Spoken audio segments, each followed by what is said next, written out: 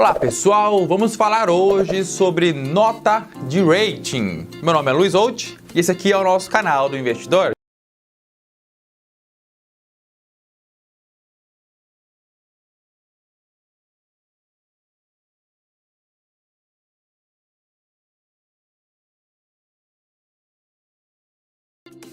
Vamos falar hoje sobre nota de rating.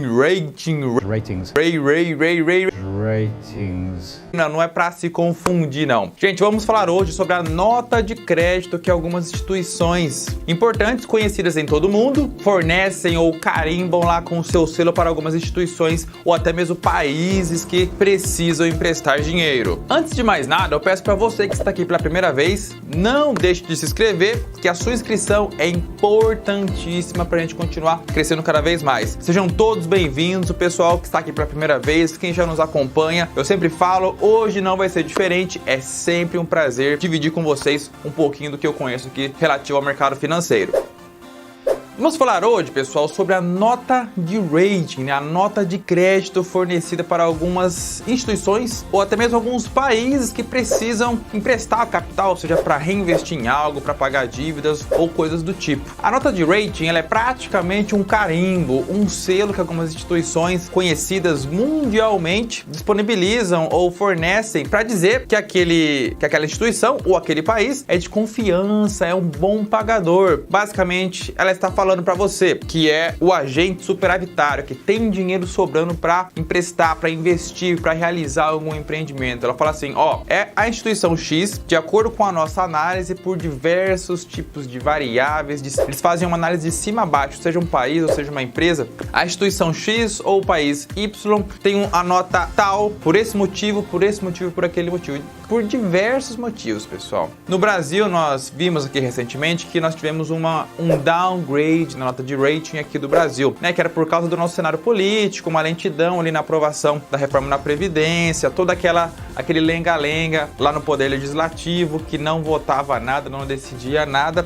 e acabou refletindo na nota de rating do Brasil. A nota de rating pode ser exemplificada dessa maneira. Imagina que o Joãozinho quer pegar dinheiro emprestado de você. Daí chega o Pedrinho, ele também quer dinheiro emprestado de você. O que você faz? Você tem dinheiro suficiente para emprestar somente para um dos dois. Joãozinho quer R$10 e o Pedrinho quer R$10 também. O que você faz? Você conhece os dois, você vê eles no dia a dia ali, tem um certo convívio, porém, nada que deixe você ter liberdade de saber questões da vida financeira dos dois ou da família dos dois. Você não conhece nem a família deles, né? Você não sabe, não tem a mínima ideia qual é a procedência do Joãozinho ou do Pedrinho. O que você faz? Os dois precisam de dinheiro, porém, você só tem o suficiente para emprestar para um deles. O que você faz? Você vai na sorte, escolhe, tira 2 ou 1, não é dessa maneira, né? Muito provavelmente você vai pedir referências para alguém. Ó, você tem o Joãozinho e o Pedrinho como alternativas para você emprestar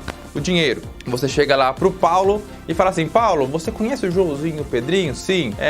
Consegue me falar alguma coisa sobre a família dele, sobre o passado dele, onde ele mora, com quem que ele se relaciona, onde que ele vai todos os dias, ele trabalha, não trabalha, entendeu? É um exemplo bobo, mas é uma forma de você buscar referências. E o que tiver um trabalho melhor. E caso o Pedrinho, por exemplo, ele tem um trabalho fixo, é uma pessoa correta, trabalha todos os dias, paga suas contas em dia, tem toda a sua vida organizada ali de maneira a não ter nenhum imprevisto, né? Tanto financeiramente, familiar, tudo. Enquanto isso, o Joãozinho, ele já é um pouquinho mais complicado, ele já leva a vida trabalhando um pouquinho, depois tem lá os seus passeios, não consegue pagar as suas contas em dia, né? Sempre paga o que venceu no mês passado para deixar o que vai vencer agora para pagar no mês que vem, não possui uma vida financeira estável, a família também não se dá muito bem. Então, a situação do Joãozinho é um pouquinho mais complicada que a do Pedrinho. Então, levando em conta que você chegou pro Paulo e o Paulo te passou todas essas informações, o que você faz? Pô, eu vou emprestar pro Pedrinho e pro Joãozinho.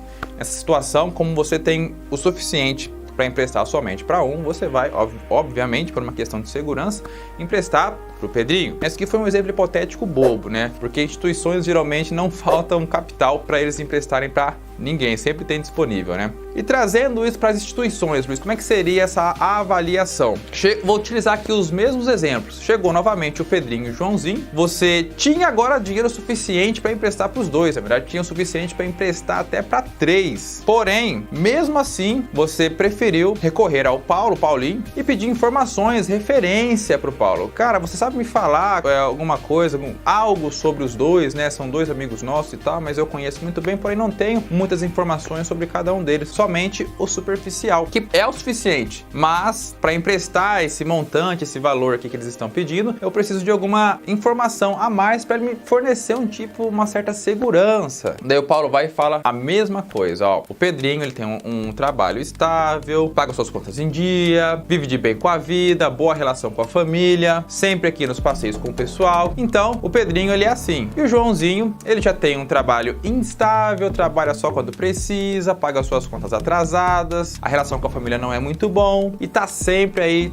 saindo de todas as oportunidades que existem. Tem algo de errado com isso? Não, na verdade é até bom. Sempre que você precisar sair, você vai poder contar com o Joãozinho, ele é um grande parceiro. Porém, nessa situação, onde você tem capital para emprestar para os dois, mas de acordo com a opinião do Paulinho, do seu amigo, o Pedrinho, ele tem uma condição, vamos dizer assim, melhor, você não vai chegar para o João e falar, ó, João, infelizmente não posso te emprestar, você tem para os dois, o que você faz? Para o Pedro, você vai emprestar, porém com juros menor, você tem uma garantia maior que aquele valor vai retornar para você no prazo estipulado. Se o Pedrinho falou 30 dias, vai voltar para você em 30 dias. Se o Pedrinho falou em 60 dias, você pode contar que ele vai voltar em 60 dias, a não ser que algo de muito extraordinário aconteça, levando em conta a opinião que o Paulo, a procedência que o Paulo informou para mim. Porém, o Joãozinho já é um pouquinho mais complicado. Eu tenho que ter um pouquinho mais de cuidado. Ele é amigo meu, nós nos encontramos aqui de vez em quando, né? Saímos juntos, temos amigos em comum, porém, existe um risco um pouco maior do Joãozinho não conseguir me entregar na data estipulada sem nem mesmo ter acontecido nada. E agora, o que eu faço para cobrir esse risco? Você vai ter que cobrar um juros maior, né? Infelizmente, a diferença na segurança fornecida pelos dois vai impactar no que você vai cobrar para emprestar esse dinheiro para os seus dois amigos. Por exemplo, se você fosse emprestar para o Pedrinho a 100% do CDI, né, cobrando 100% do CDI, para o Joãozinho agora você já ia cobrar 120% do CDI, 150% do CDI. Esse Joãozinho é devedor ainda. Tinha outro exemplo, não, para você me passar? Vamos lá. Então, a procedência vai dizer para você a taxa de juros que você vai aplicar em cima daquele valor para você emprestar o dinheiro para o Pedrinho e para o Joãozinho. Como é que você decidiu isso? Pelo Paulinho, pelo seu outro amigo, pelo terceiro amigo, e conseguiu que tinha mais informações que você. Ele deu lá um selo e você acreditou unicamente na opinião dele. No exemplo aqui hipotético, pessoal, o Paulinho nada mais é que a agência que fornece a nota de rating, que fornece a nota de crédito. Hoje, no mercado, nós temos as 3 principais empresas que fornecem a nota de rating. Olha lá, vamos falar cagada aqui no inglês de novo. Nós temos a Moody's, temos a Fitch e temos a S&P. São as principais empresas que fornecem, que disponibilizam o selo que é a nota de rating. Ela vai de 3A até C. Dá uma olhada na tela para você tirar a prova real.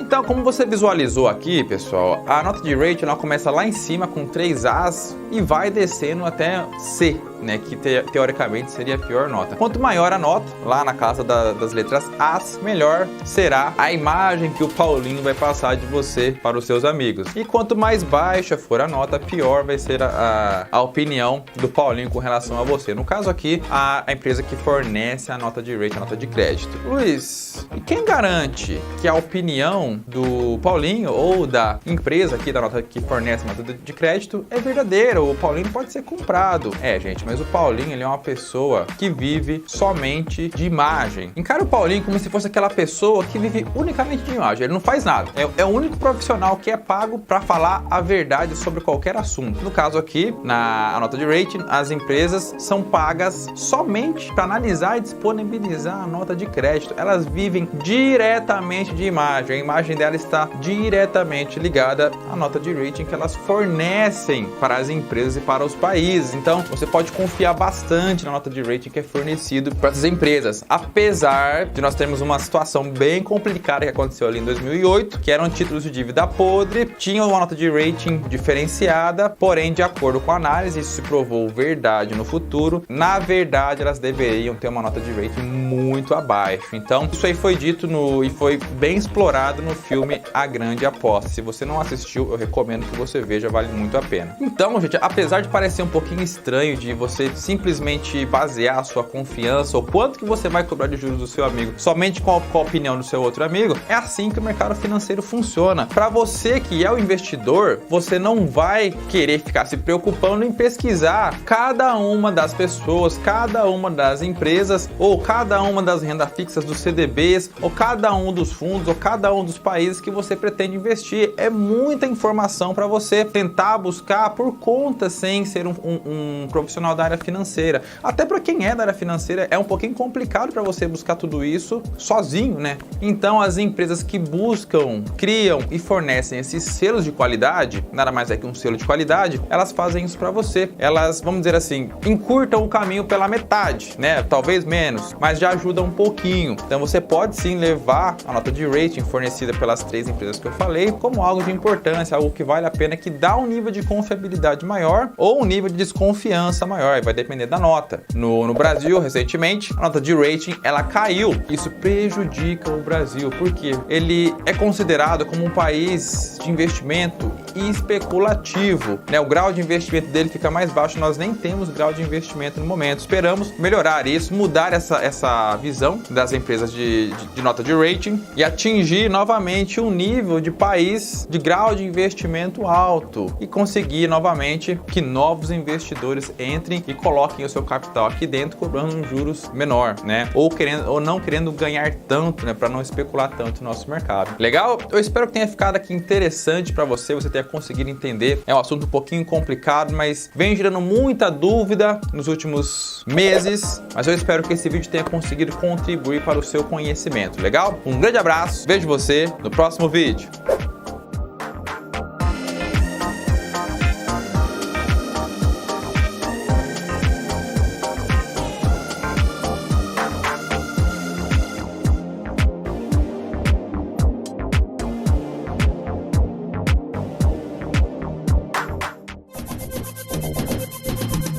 Triplo A, duplo C, degradação de 4 níveis. O trabalho de uma agência de classificação de risco financeiro como Moody's, Standard & Poor's ou Fitch é atribuir uma nota a um protagonista econômico. Seja um estado ou empresa, um analista encarregado de avaliar a solvência através da atribuição de uma nota que varia de AAA, melhor, até D, moratória.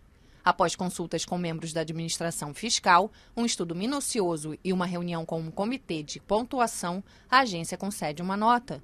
Essa é a soma de vários fatores, como ambiente político, institucional, margem de manobra do orçamento ou a própria dívida. Essa nota é muito útil para os investidores, informando sobre os riscos que enfrentariam em empréstimos para países devedores e sua capacidade de pagar suas dívidas.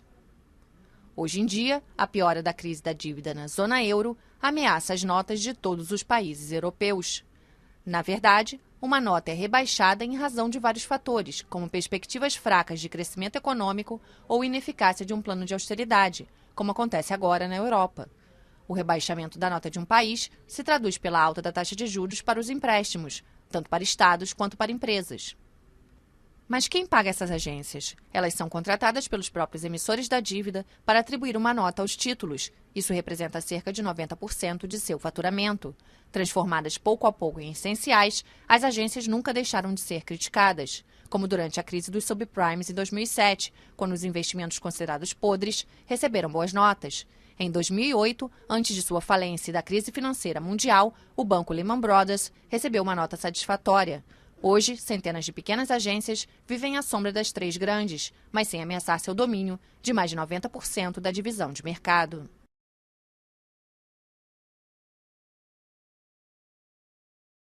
Hi, it's Paddy Hirsch at Marketplace. So what exactly are ratings agencies and why are they so powerful? To explain, let me take you to some student housing. Here's our little house. It's about, 2.5 miles away from the campus. So the people who live there, you know, they have to take a bus or walk to school. It's kind of a pain for them. But one day, John moves in. Here's John.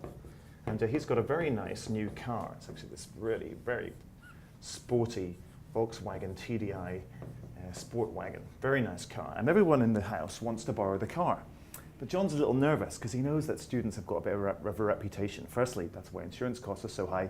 And secondly, you know, they're kind of a bit flexible with the whole issue of, you know, maybe time or getting a car back clean and all the rest of it. So he doesn't really want to lend to these people that he doesn't know. So he explains to them, like, I'm sorry, I can't lend the car to you because, you know, I don't know how risky you are in terms of borrowing my car. So the housemates get together and they think, how can we deal with this? Because we really want to borrow this car. So they ring up the guy who John has replaced in the house, this guy called Mr. Filch. Old Filchy, here he is. And Filchy lived with them for years, so he knows them all very well. And they say, hey, listen, Filch, we'll take you out to dinner, buy you a big slap-up meal, if you give John a call and tell him about us, like an independent, you know, kind of grading, if you like, so that he knows, you know, whether or not we're good risks in terms of borrowing his car. All right, says Filchy. So he goes up, has a few beers, has a nice time, rings up John the next day, a little bit hungover, and he gives them the download on all the housemates. And the first housemate is Grace. And Grace is one of these people who is extremely well organized, lovely girl, immaculately turned out, and a, you know, perfectly organized room. You know, always very, very clean, very tidy. Next, we've got Tom. Tom is, he's a bit of a lad, old Tom. You know, again, very well organized, very nice chap. But last year he had a bit of an accident because he was texting when he was driving, and you know, he crashed his car and his mum took it away. Then there's Peg. Peg is, she's actually a very wealthy young lady. She's a bit of a trust fund kid, lots and lots of money. She's she's a very nice person, but she does tend to be a bit scatterbrained. You know, this kind of person who leaves her keys everywhere. And then there's, so that's Peg, and then there's Jim. And Jim is one of these guys, his dad was in the army, and so he's very well organized indeed, and he's very, very tidy, but he is a bit of a socialite. He likes to have a few beers, maybe a few too many beers sometimes. So John says to Filch, hey Filchy, okay, well, thanks for all the detail. If you were going to actually grade these people, how would you grade them? First thing he goes, well, I'd certainly give Tom a D, you know, because of that little accident that he had. And he says, and I'd probably give Grace an A, okay, because she's meticulous. I mean, you've got no problems with her. And now Peg and Jim, they're pretty much about the same, but I would say that Jim is, you know, because he likes his beer a little bit, I'd maybe give him a C and give Peg a B. So there we go. So this is great for John. I mean, it's easy. If he was going to find out all this information about these people, it would have taken him months. He'd have to spend ages, you know, working out who was tidy and who wasn't, and who was dangerous in the car, and all that, who liked to drink and who didn't. But this way, he gets the information for free. He didn't even have to pay for it. It was the people in the house actually paid for it. And it allows him to then understand how much he should charge each person based on their risk. I mean, Grace isn't a particularly risky person at all. She's going to get that car back. So maybe she'll pay $2 over the cost of gas. Peg, maybe, I don't know, $5. Jim, maybe $10. Tom, maybe $50, you know, because of that D that he's got.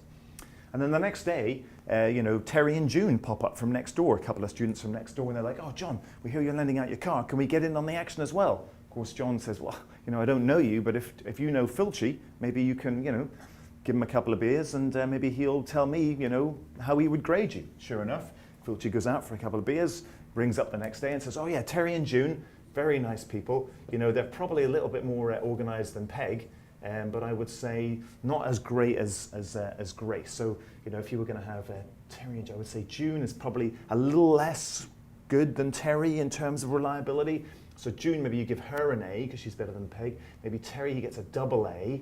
And yes, that means Grace would get a triple A.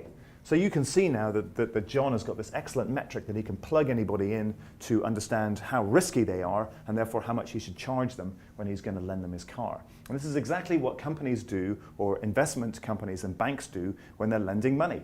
They need to know who they're lending to, whether it be a country or a company or whatever. So what they do is they go to these rating agencies, and the rating agencies have been paid by the countries and the companies that they're actually rating. So it's free for the banks and the investment companies. This investment this information is free for them. So you can see why ratings agencies are so powerful, all right? Banks are busy people. The one thing they don't want to do is spend money on stuff that they don't have to spend money on. And if there's some guy, you know, going out and getting ratings on organizations, you know, why would the bank want to spend loads of time doing that research? You can just go to the ratings agency. The second thing is that a lot of the funds that investment companies and banks create are actually have in their language, they're required to hold certain types of securities, certain rated securities. That's actually written into the covenants, as they're called, the rules for those funds. So it means that these investment companies, these banks actually have to get ratings. So now you can see that there are kind of two reasons why ratings are so powerful. Of course, there is a big problem with ratings. Sometimes they get things wrong, and sometimes they can get them badly wrong. One of the things with ratings is they like to use models. So they say, well, because this happened in the past, this will probably happen in the future. The problem with models is that they don't dig deep enough into the instruments that they're rating, the companies or the sovereigns or the securities or whatever it is that they're rating. And we saw this during the financial crisis, where ratings agencies went out and they rated certain securities AAA, these mortgage-backed securities, whereas in fact, those securities had more profile of Jim or Tom, or C or a D. And what happened? Those securities essentially went out, filled up on pills and booze, texted and made phone calls while they were driving, had a massive car wreck that nearly crashed the economy and left all of us very badly needing a drink.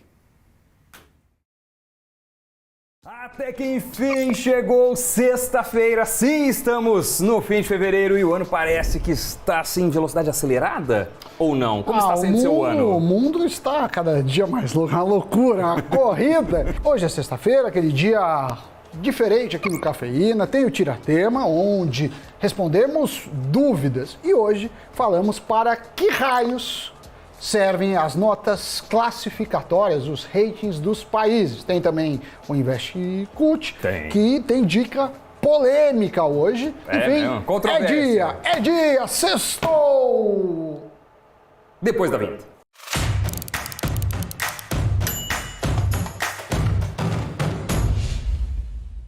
Amiguinhos e amiguinhas, vamos direto ao Tiratema, ratings dos países. Sabe aquelas notas que falam, o Brasil tá B, A, C, D, não sei lá? Então, tem um significado.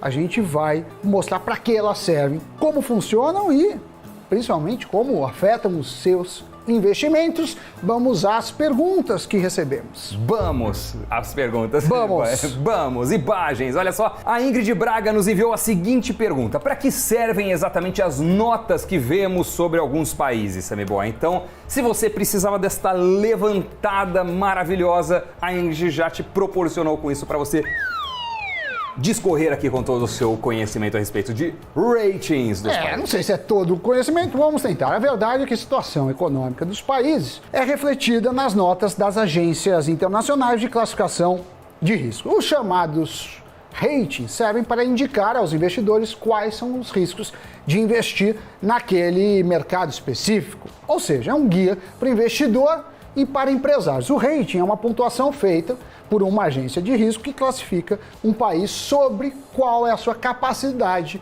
financeira para honrar, para pagar suas dívidas. Quanto maior a pontuação, melhor é a chance de arcar com seus pagamentos. Quanto mais baixa a nota, menor a pontuação. Então, Doni, acaba como um indicador de crédito para o país, para o mercado, seja ele interno ou externo. Já o Júlio Batista perguntou o que significa aquelas notas com letras que vão de A, às vezes tem letras, às vezes também tem sinais, né? Menos, mais, então vai de A até C+. O que quer dizer, Doni? Olha só, existem 3 agências que fazem a chamada classificação de risco dos países. 3 principais, tem outras, né? Mas as maiores são Moody's, Standard & Poor's e Fitch. É importante frisar que cada uma tem a sua própria forma de avaliação, a metodologia, as métricas e tal, e também tem os seus próprios níveis de classificação. Então, para definir o rating, as agências usam uma escala, na qual as letras A, B, C, D e E símbolos matemáticos, mais ou menos, por exemplo, são responsáveis pela nota final do avaliado, representam a situação daquele país ou daquela empresa. Em geral, a nota mais baixa é a nota D e a mais alta normalmente é a AAA. A Moody's é um pouco diferente, já que a sua menor nota é a letra C. Então, de forma resumida, Sammy Boy, essas notas podem significar que um país tem risco de inadimplência e também podem significar que ele está longe disso, que a situação está show de bola, que não aparece ter qualquer default no horizonte. Para fazer essa classificação, são levados em consideração alguns critérios importantes, por exemplo, o cenário político, déficit fiscal, câmbio, risco de mercado relacionado aos juros. Então, tudo isso entra na conta. E por que normalmente o D? D de default, né? D de calote. D de calote. D de calote. D de calote. Não, em qual idioma? No idioma do rating. No ratingness. D de detonou.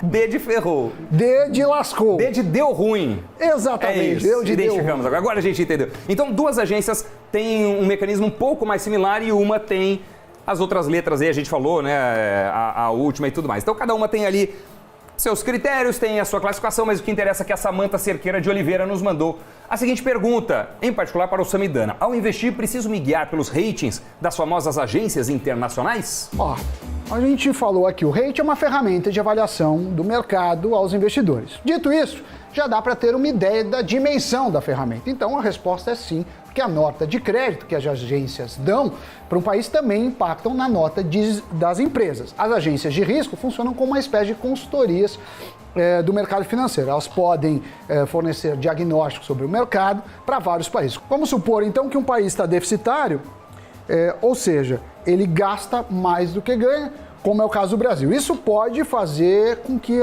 acenda um alerta dos investidores. Investir naquele país pode acabar sendo temeroso. De qualquer forma, para países, as agências de rating,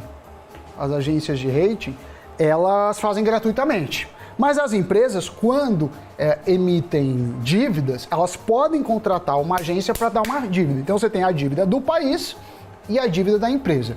Geralmente, se a dívida é em reais, a empresa está naquele país, o melhor nível que a empresa vai ter é o risco do país. Porque se o país quebrar, o que adianta você estar uma empresa num país quebrado? Então, supor o Brasil, se o real não valer nada, acaba afetando a empresa, mas são notas diferentes. E cada dívida pode ter também uma outra nota, porque você pode ter dívidas que são subordinadas. Então, fala assim, beleza, o que quer dizer? Ela é paga antes de outra ou paga depois de outra. Então, não é porque é o mesmo emissor que tem o mesmo rating. Em empresa, você tem várias vezes dívidas com garantias. Então, tinha um caso, por exemplo, da VASP, que quebrou, a empresa aérea, que dava as turbinas dos aviões como garantia. Então, a nota dessa dívida era melhor do que outras ou da empresa sem dívidas. Da empresa sem dívidas, digo, a empresa tinha uma nota X e a dívida tinha uma outra. Vamos lá, Thiago Alves queria saber quanto a carteira, especificamente do Doni, performou em 2020. Não. Põe a pergunta inteira na tela aí, Zanotto. Quanto a carteira do Sami e do Doni performou? Então vamos pela ordem escolhida pelo espectador. A minha é só falar com o Noé da sua conta. A minha eu não sei, assim, de cabeça quanto performou. Vou a minha tá com o Noé. Pergunta pro Noé. Vou fazer esse levantamento e trago em um próximo Invest Cult, tá bom? Não fechei o ano cravado, assim, não sei, vou dar uma olhada. Então, esse ano, por acaso... Não, mas assim, eu não fiquei negativo, né? Muita gente ficou, não. 2000 Eu apanhei bastante, mas não foi extraordinário. Eu tava entradaço na bolsa. Quando começou a cair, eu já tava bem pesado em bolsa. Aí quando começou a cair, eu falei, vou entrar mais. E aí, caiu bastante. Eu sei que 2 fundos que eu tinha apanharam mais que gato em desenho, foram um desastre, outros já se recuperaram. E tem que fazer lá o balanço, vou ver. E esse ano, por acaso, estava dando uma olhada, o desempenho bastante interessante, porque um COI que eu tinha, explodiu. Era um COI lá ligado a empresas de desenvolvimento de coisas de saúde, de pesquisas, laboratório, então aí veio Covid. Então, foi defensivo. Então isso aí deve ter sido um elemento importante para esse COI. Aí tá, sei lá, 1000 e não sei quantos % CDI, um negócio assim, o desempenho. Mas de 2020 vou pesquisar, meu caro. Agora a Viviane Oliveira pergunta o seguinte: comecei a investir em ações em setembro do ano passado, estou fascinada pelo mundo dos investimentos, obrigada pelo trabalho de vocês, de educar iniciantes como eu. Boa! Não mandou pergunta, mandou um comentário, um agradecimento. Valeu. O Paulo Vitor Medeiros falou o quê, Sammy Boy? Que não me achou no TikTok. Não você achou porque eu não tenho TikTok. Não tem? Não tenho. Não, eu também acho que eu não sou da geração.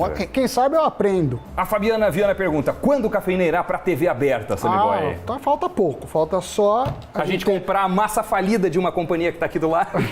Falta só a gente ser convidado, negociar também com nossos parceiros, abrir um espaço na TV. O resto tá certo, assim. Tirando isso. Horário nobre. A Vitória, ela falou o seguinte: acho que desenvolvi um novo vício. Acordar já escutando vocês. Muito bem, chegou a hora mais aguardada. Não sei se é a mais aguardada, talvez a primeira seja a hora mais aguardada, não sei, mas chegou mais uma hora aguardada. Estou ansioso, Sammy Boy, por esse momento, então estou gaguejando aqui bastante. Depois desse elogio da Vitória Venâncio. Vitória. Você que acorda com a nossa conosco. voz, com o humor de Samidana, Sim. Chegou a hora mais aguardada deste programa às sextas-feiras. É o momento em que Sammy Boy puxa o seu arsenal de filmes e documentários, aquela biblioteca, aquela Babel que ele tem lá no Palácio Dana, e traz aqui uma dica para vocês. Chegou a hora do Investe Cult.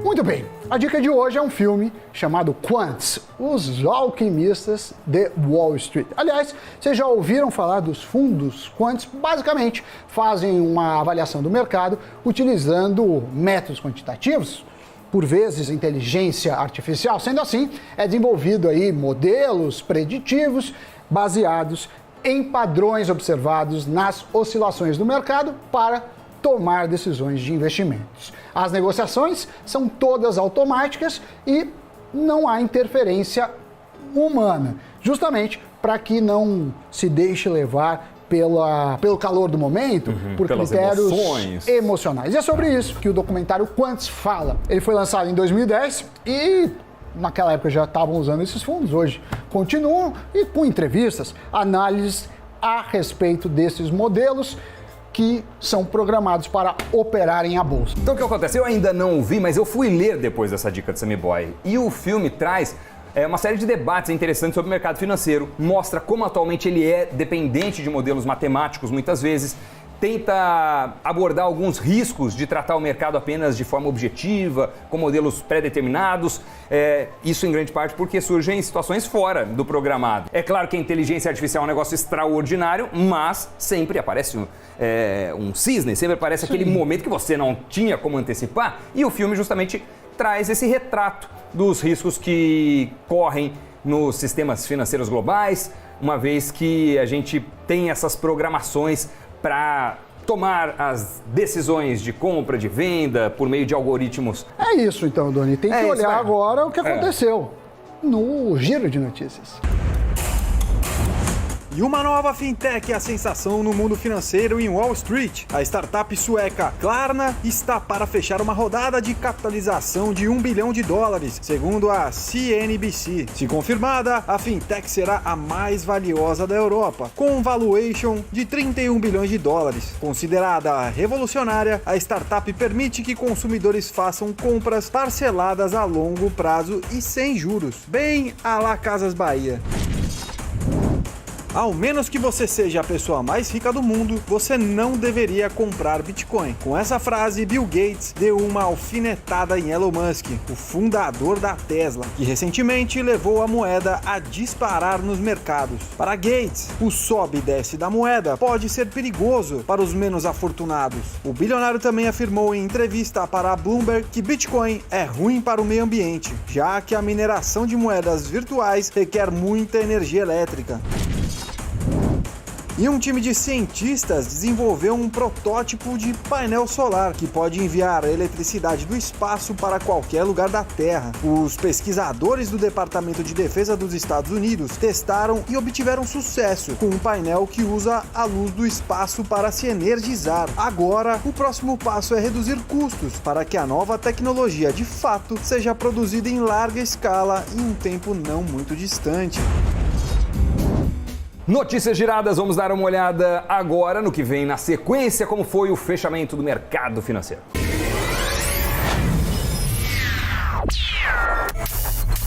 O Ibovespa fechou em baixa de 2,95% aos 112.256 pontos. As maiores altas do dia foram de Multiplan e Vivo. Já as maiores baixas foram registradas por VEG, Ultrapar e CSN. Já o dólar encerrou o dia em alta de 1,72%, cotado a R$ 5,51.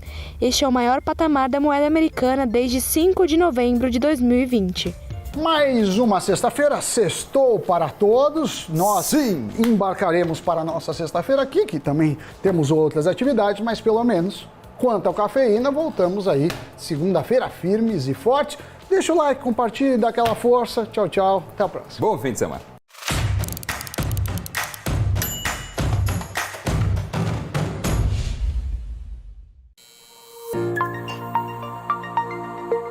Você está assistindo o Jornal Nacional e você descobre que o Brasil perdeu um rating. E você pensa, o que é o rating? E neste vídeo eu vou explicar para você o que é o rating e como que ele explica se o investimento é seguro ou não. Fique ligado.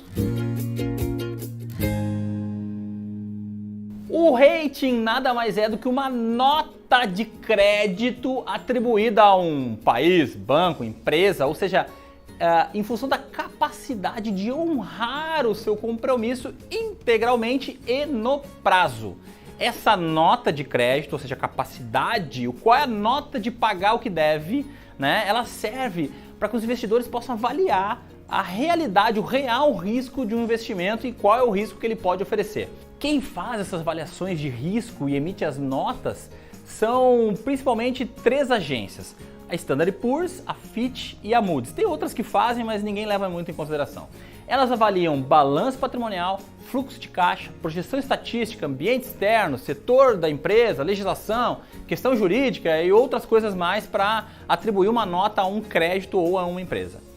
As notas atribuídas pelas agências, elas são separadas em 2 tipos, né? Por grau de investimento, se elas são grau de investimento ou se elas são grau de especulação.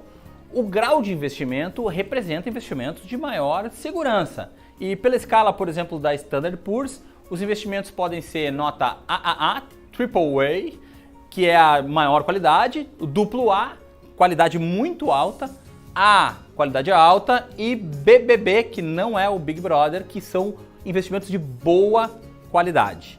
Já o grau especulativo são aqueles lugares que tem algum risquinho de inadimplência. Nós no Brasil, por exemplo, viramos grau de especulação. E na Standard & Poor's a gente tem as notas BB, que representa, dá para especular lá. B, altamente especulativo. CCC, risco substancial. CC, risco muito alto. C, risco exponencialmente alto. E D, esse aí inadimplente já é caloteiro. Lembre-se, na hora de investir é muito legal você saber o rating de uma empresa. Você vai, por exemplo, comprar um CDB. Você vai olhar o CDB do banco BMG. Você pode ir lá olhar qual é o rating do BMG. Você pode olhar, por exemplo, o rating do Banco Modal para comprar o CDB do Banco Modal. E o que eu falo muito para as pessoas é: eu tenho 2 CDBs, eles pagam o mesmo, para o mesmo prazo. Qual dos 2 eu vou escolher? Escolhe aquele que tem um rating melhor. Apesar de a gente ter o FGC e todas as outras proteções, é muito legal você olhar para o rating. É uma figura a mais, uma classificação a mais, uma qualidade a mais que você pode ter, por exemplo, no seu investimento de renda fixa. Espero que essa informação tenha sido útil para você e se você gostou, não se esqueça de fazer aquela coisa toda de dar um joinha, se inscrever no nosso canal e apertar no sininho, porque o sininho serve para quê, minha gente? Para que o YouTube avise você que a gente botou mais um vídeo no ar.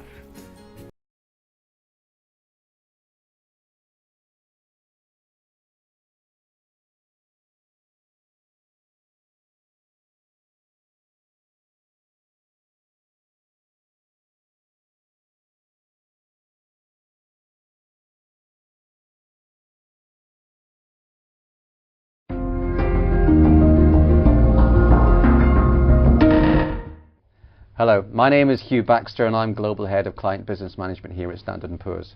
Today I'm joined by Timothy Poole, who heads up our corporate business development team here in Europe. Today's subject matter that we're talking about is the rating process. So welcome, Tim. Hello. First question, Tim. How does a company actually initiate a rating?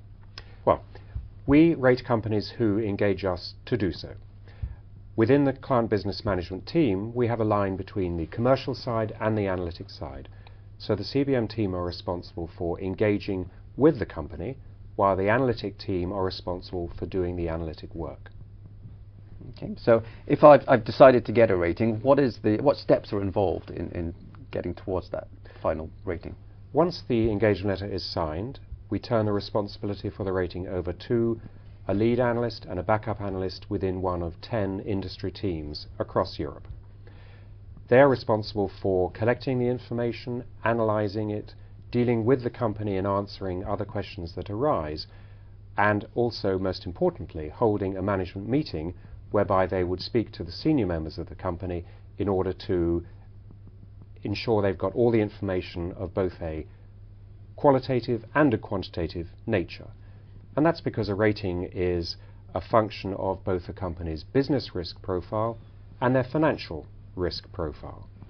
And the analyst will then make a presentation to a committee, as it is a collegiate decision, a rating opinion, and that would lead to the finalization and the publication of that credit rating. Okay. So once the rating has been assigned, what happens next? Well, a company, if it has a public credit rating, we would publish that rating on one of our electronic media, and the company generally would be using that because they are issuing debt in the public markets, so that investors can use our rating as one of their decision-making points in deciding whether or not to buy a particular debt issue. And that's important because if we're rating a debt issue, we need to rate the issuer first, so that we would put a rating also onto a particular debt issue, and that rating is a function of the particular documentation or structural elements that apply specifically to that issue. And that is what the investors would look at when they're making a decision as to whether or not they would wish to buy that. Also, a rating is an ongoing, maintained rating.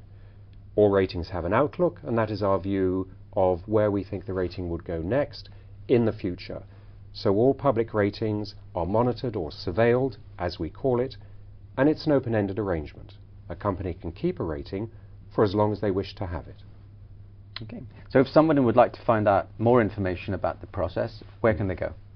Our website, understandingratings.com, contains a lot of written and televisual information, but also it provides a number of brochures like this guide to credit rating essentials, which gives a good basic understanding of the process, and also we have a methodology which runs through, in a generic way, what the analysts look at when they come to a credit rating decision. Okay. Thank you very much, Tim. Delighted.